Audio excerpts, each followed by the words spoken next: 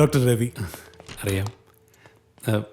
നമുക്ക് അങ്ങോട്ടിരുന്നാലോ? ഇവിടെ അത്ര കംഫർട്ടബിൾ ആവില്ല. ഓക്കെ. സോറി ഡോക്ടറെ, ഡോക്ടറുടെ റൂമിലിരുന്ന് സംസാരിക്കുന്നതിൻ്റെ ഒരു ചടപ്പും ചമ്മലും ഒഴിവാക്കാനാണ് ഞാൻ ഇങ്ങോട്ട്. അതിനെന്താ, ഒരു കുഴപ്പമില്ല. ബാത്റൂമിൽ വരെ ഇരുന്ന് ആൾക്കാരോട് സംസാരിച്ചിട്ടുണ്ട് ഞാൻ. വെറുതെ സംസാരിക്കുക, അതാ എനിക്കും വേണ്ടിയേ. ഞാൻ പേഷ്യൻ്റൊന്നുമല്ല കേട്ടോ, അറിയാമല്ലോ. എൻ്റെ അടുത്ത് വരുന്ന ഏകദേശം എല്ലാ ആൾക്കാരും വെറുതെ സംസാരിക്കാൻ വരുന്നവരാ, പേഷ്യൻസ് ഒന്നുമല്ല. ബോബി ഡോക്ടർ പറഞ്ഞായിരുന്നു, അതാ സാറിന് തന്നെ.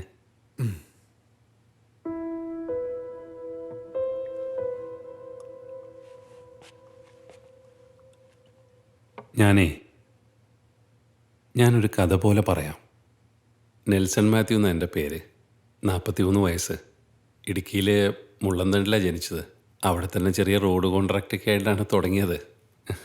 അയ്യോ, ഞാൻ ചോദിക്കാൻ മറന്നു, എന്നതാ കുടിക്കാൻ? ഞാൻ ബ്രാൻഡിയാ.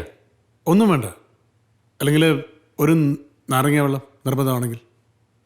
ജയ, കിട്ടുവിനോട് പറഞ്ഞിട്ടേ ഒരു ഫുൾ നാരങ്ങ പിഴിഞ്ഞ് ലൈം ജ്യൂസ്. ആ, സ്ഥിരമായി വരാറുള്ള സ്ഥലമാണെന്ന് തോന്നുന്നു. ഇതെൻ്റെ ഹോട്ടലാണ്. ഓ, അതറിയില്ലായിരുന്നു. ഇന്ന് 1-ാം തീയതിയല്ലേ? കേരളത്തിൽ ഇന്ന് ഏറ്റവും സ്വസ്ഥമായിട്ടിരിക്കാൻ പറ്റിയ സ്ഥലം ഇതാ. അതാ ഞാൻ ഇങ്ങോട്ട്. യെസ് നെൽസൺ, പറയൂ. നല്ല ജീവിതമായിരുന്നു സാറേ. ചെറിയ നിലയിൽ നിന്ന് കയറി കയറി വന്ന് ഇങ്ങനൊക്കെ ആയി. നല്ല വരുമാനം, നല്ല ഭാര്യ, കുട്ടികൾ, നല്ല വീട്, കാറുകൾ, എല്ലാം നല്ലതായിരുന്നു. ഓ, ഐ എം സോറി, ഞാൻ സൈലൻ്റ് ആക്കാം. അല്ലല്ല, എടുത്തോ, സംസാരിച്ചോ, കുഴപ്പമില്ല.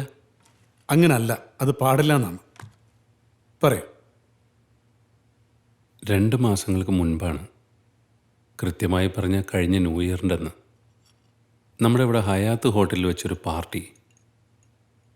അവിടെ വെച്ച് ഞാൻ നമ്മുടെ ആക്ടർ അർജുൻ ദാസിനെ പരിചയപ്പെടുന്നു. ഞങ്ങൾ പെട്ടെന്ന് അങ്ങ് സെറ്റായി. പുള്ളി ഇടുക്കിക്കാരനുമാണല്ലോ. എനിക്കും ചെറിയ ആരാധനയൊക്കെ ഉണ്ടായിരുന്നെന്ന് കൂട്ടിക്കോ. അയാളുടെ ഈ മിമിക്രിയും ചിരിയും തമാശയും. എന്നേക്കാൾ കൂടുതൽ സെറ്റായത് പിള്ളേരാ. അവർക്ക് വലിയ ഇഷ്ടം. ഞങ്ങൾ പെട്ടെന്നങ്ങ് അടുത്തു. ഞങ്ങളുടെ ഫാമിലികൾ തമ്മിൽ നല്ല ചേർച്ചയിലായി. നല്ലൊരു കൊച്ച അയാളുടെ ഭാര്യ മായ. പിള്ളേരും അതെ, പ്രത്യേകിച്ചും ആ ഇളയത് അച്ചു.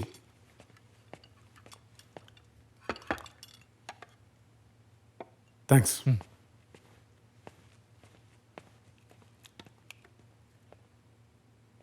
ഞങ്ങളെവിടെയെങ്കിലുമൊക്കെ പുറത്തു പോകുമ്പോൾ ഞങ്ങളുടെ മക്കളെ നോക്കാനിരിക്കുന്ന ആയയ്ക്കും പിന്നെ ട്യൂഷൻ പഠിപ്പിക്കാൻ വരുന്ന സാറിനെയൊക്കെ നോക്കാൻ വേണ്ടി ഒരു കരുതലിന് ഞാൻ വെപ്പിച്ചതാ ഞങ്ങളുടെ ലിവിങ് റൂമിലെ CCTV.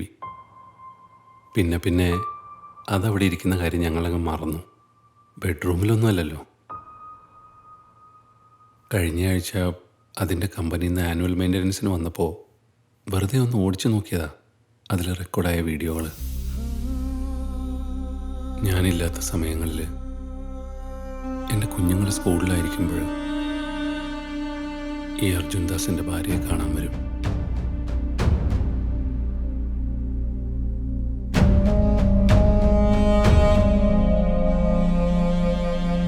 എൻ്റെ ഭാര്യയെ കാണാൻ ഇച്ചിരി നല്ലതാ സാറേ. പാവപ്പെട്ട വീട്ടിലായിരുന്നു, പക്ഷെ കാണാൻ നമ്മുടെ പഴയ ശോഭനയുടെ ഒരു സൈഡ് കട്ടൊക്കെ ഉണ്ട്. കാണാൻ മാത്രമല്ല സാറേ, അവൾ നല്ലതായിരുന്നു. ഇവനാ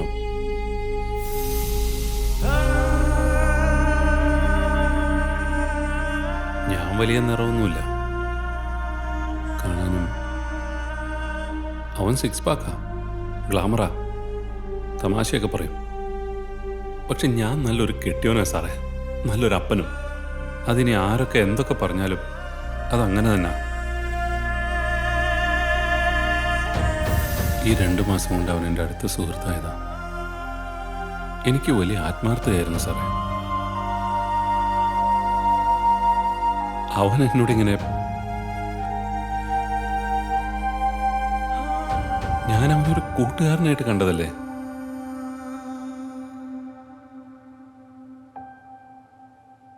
സാറേ, ഡോക്ടറെ, ഞങ്ങളെന്നും മക്കളോട് ഒരുമിച്ചിരുന്ന് ടി വി കാണാറുള്ള ഞങ്ങളുടെ സോഫയിൽ അവർ രണ്ടുപേരും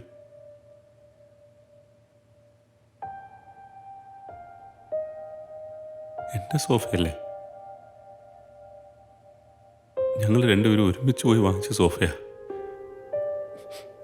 ഇവിടെ അടുത്തുനിന്ന് എൻ്റെ ബെഡ്റൂമിലവൻ, എൻ്റെ ബാത്റൂമിലവൻ കുളിച്ചിട്ടുണ്ടാവും. ഞങ്ങളുടെ ടൗവിലും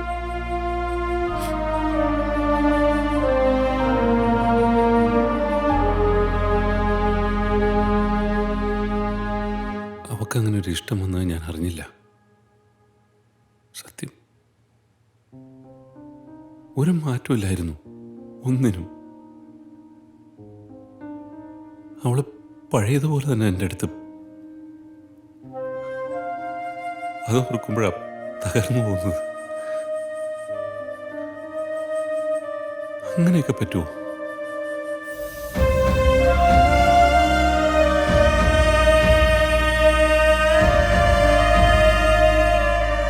പിള്ളേരുടെ കാര്യം ഓർക്കുമ്പോഴാണ്. അവർ രണ്ടുപേരും അമ്മക്കുട്ടികളാണ്. പക്ഷെ അവളുമായിട്ട് ഇനി